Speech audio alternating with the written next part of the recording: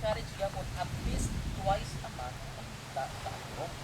For that reason na po, no?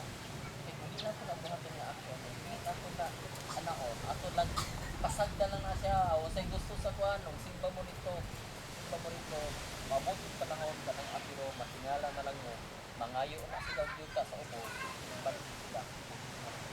That is the action. Karon kay gamay naman ning apiro, daghan naman ning mga membro dire, ana naman ko na sitwasyon di sa una. Mangayo may pastor dire nga dili gyud worker sa ospital.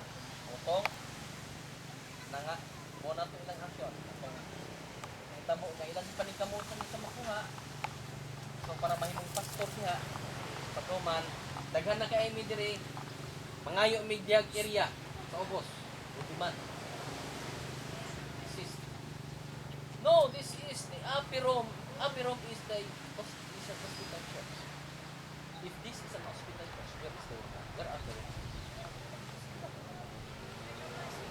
So, i-maintain natin. Ipabilin kita. Hinaut na sabta na ninyo. Siguro, kung dili natin makita ang story, then sabta na. Hinaut na sabta na natin.